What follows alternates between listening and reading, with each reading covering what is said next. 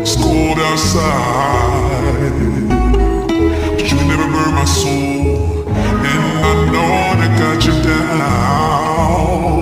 I know that got you down. I bet you're sorry now. And we are on. But are we bitter? Just a little bit. Don't worry about my nails. They are slowly falling off. One is cracked in the middle, and I don't care. So welcome to episode 2 of the Bitter BM podcast. It's me, Bitter BM, aka Felicia. Do you guys notice anything different about today's recording? The mic is on. So first episode I recorded, my daughter told me do not plug anything out, do not touch the setup. Guess what?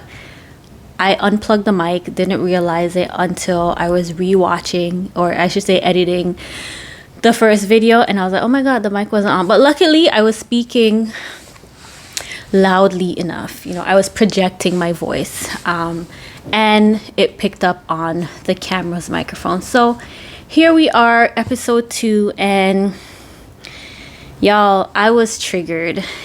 I didn't think that this topic would make it so far up on the list, but it did, because I was triggered yesterday morning by my mother, and she moved herself all the way up to episode 2. I gradually wanted to get into, the people I've came in contact with that have affected me the most. Some of them traumatized me the most. She is one of them, and let me get into what happened. So I was out at around 1 p.m. I saw that she had texted me early in the morning asking me to borrow money. Now, this is something we've done. We've borrowed money from each other over the years, no problem. But unfortunately, I had to say, no, I don't have it.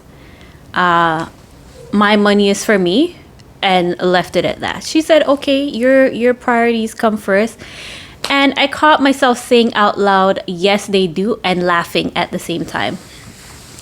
Now, I'll give you the backstory. I don't speak to my mother. We've never been close, but over the past 2 or 3 years, I've really just kept her at a distance. She was at my eldest graduation in June.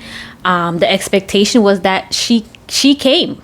And if she didn't, then that would have been another problem between us that would be causing a lot of strife. But I don't speak to her, and it all started like maybe 4 years ago, I believe. She traveled and told my eldest not to tell me that she was traveling. And I was like, why would you not want to tell me? I'm your oldest child. If anything happens to you, I'm the one getting called, not my daughter. So anyways, I let it slide. I said, okay. We still talked to each other a little bit at that time. Then last summer, was it last summer? Yes. Apparently my mother is married, and I don't know anything about it. Okay, she hasn't come to me and said I'm married or anything like that, and that rubbed me the wrong way. So much so that I had to talk to my therapist about it. And I have an appointment with my therapist on the 8th, and she's going to hear all about this as well, because my therapist is helping me to not overreact. I tend to want to curse people out when they rub me the wrong way, and a part of me maturing is learning to control my emotions and to articulate my feelings to the people who are getting on my last nerves. So what she did actually with her getting married was she told my eldest daughter, she said, oh, I'm traveling, and when I come back, I'll be married. Something to the sort. My daughter told me. I said, so why couldn't she tell me that herself? My mother, I should say, likes to tell my daughter things that she knows my daughter is going to tell me, rather than tell me directly. For example, rather than come to me and told me that she is proud of me and that I did a very good job with my 2 girls, she told my daughter, oh, your mother did such a wonderful job with you. Blah, blah, blah, blah, blah. My daughter came back and told me. And I suppose that's her way of telling me, but I'm like, you are the mother. Like, you have to be more mature than me. There's no way you can be a mother and still be immature. Like, you don't speak to your kids. It makes no sense. Okay, I'm almost 40 years old. I'm turning 40 this year. But anywho, so because of that as well, I said, you know what? I'm tired of this. I'm tired of the immaturity. I'm tired of the disappointment. That's the word that my therapist helped me put towards the overall feeling that I've had in the relationship of knowing my mother. It's been disappointing for me. I guess I watched too much TV and I had TV expectations. You know, I'm the only daughter. I'm her eldest child. I thought I should have got some special treatment, but I did not get special treatment. I got cursed out. I got told I wasn't going to grow up to be anything. A lot of things. They all have their own stories. I can't tell y'all everything right now, but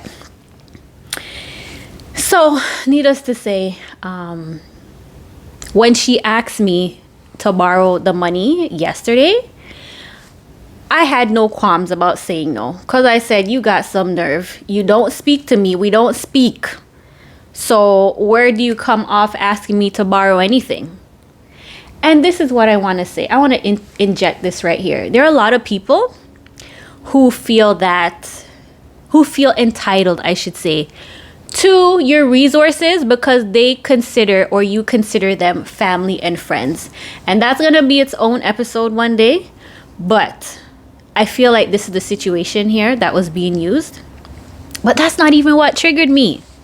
What triggered me was when I told my daughter what happened. She said, well, yeah, she's been asking me to borrow money as well. And I said, what? Are you serious? Mind you, my daughter is 24, and this lady has been asking to borrow money from her from she was a teenager. I remember one time, and this is how you know my kids don't play, okay? My kids are not with the BS with anyone, and I trained them to be that way because I was the complete opposite of them growing up. Very meek, very shy, very people-pleasing, very easy to take advantage of. Not no more though, but she asked to borrow money from my daughter, and my daughter said, listen, you got to pay me back some interest. And I didn't even wrong my daughter. I laugh, and I will laugh till this day. Because why are you asking to borrow money from your teenage grandchild? Like, make it make sense. It doesn't make any sense. But my daughter confessed to me that she had been asking her to borrow money as well over the past few months. And she also said no. And then it brings me to this. My mother and I don't speak. You could say we have a silent, tumultuous relationship. And I feel like, lady, like you got some nerve. Like, how dare you ask my child for money? I don't care who it is. I don't want anybody asking my kids for money, okay? I raised my kids. I struggled with my kids, and I brought them as far as I could to the point where people feel like they have enough money that they could lend out to other people, which really and truly, they don't have no money to give nobody. My children's responsibility right now is to build their lives. And I'm sorry for everybody else who did not spend the time thinking about their own future, building their own future, okay, and building the life they wanted for themselves. Child, let me tell you, I was so triggered. Like, my daughter and I spent like 10-15 minutes on the phone just conversing about this issue. And if it ever comes up again, I'm gonna have to get at my mother. I'm gonna have to send her a text, because if I call her, I might curse her out. So I'll send her a text and just let her know, like, this is not what this is.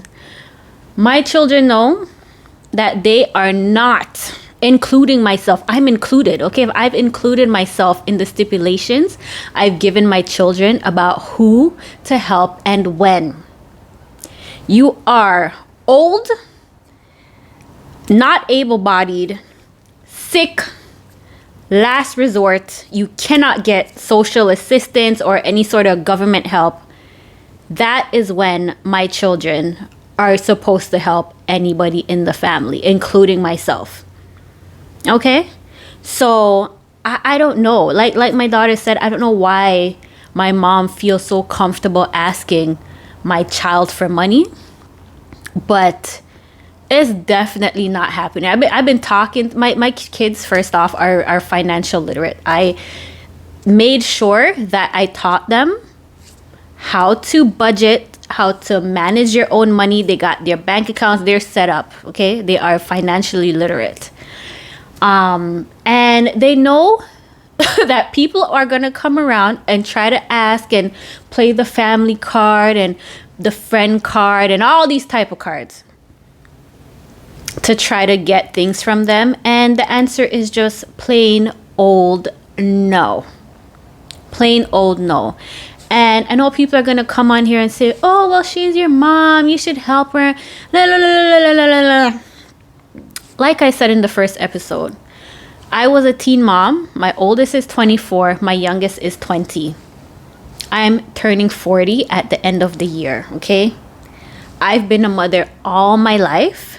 I've been taking care of my kids mostly on my own all my life with the help of a really good ex that helped me out tremendously. Always have to give him his props. Okay, but now I'm in the season where I actually need to build the life I want for myself.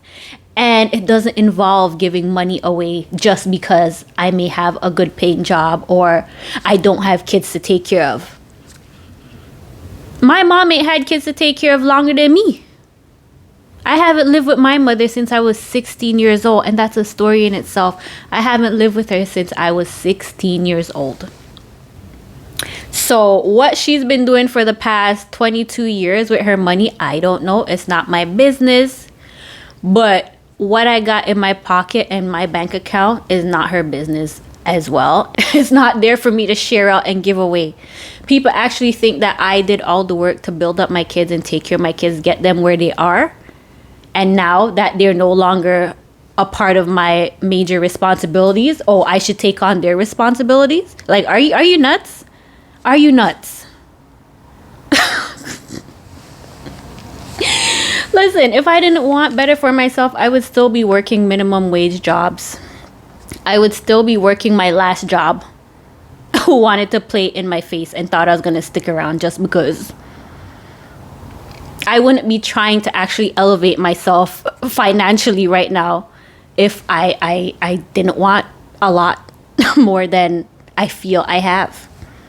And guess what? That's what other people need to have for themselves. They need to have that drive, that need for more. I've been told numerous times by different people, like, you are hard to please. It's not that I'm hard to please, but listen, I'm not necessarily going to settle when I know that, listen, I could get something better. And you're not going to like force me to settle. Like, no one in this life that I've ever met has been able to convince me to just stay where I'm at because, you know, whatever excuse they wanted to give. Nobody. I had someone tell me one time, well, people have called me spoiled. Men, you're spoiled. You want too much. Da-da-da-da-da. Look at me now. I'm happy. I'm happier and doing better without them. You know what I'm saying? People got to have their own standards. And my standards right now do not include giving away money. My money is to build my retirement. And if I don't make it to retirement age, knock on wood, I got 2 children to give whatever I have. If it's 25 cents, they will split it and they will get 12.5 cents, 12 and a half cents. If the math ain't math, and I apologize. I got 2 kids to give to if I don't make it to retirement age. Okay, that is my plan. Unfortunately, taking care of grown adults, helping to support them, is not in the cards for me until they are no longer able to support themselves. That's just what it is.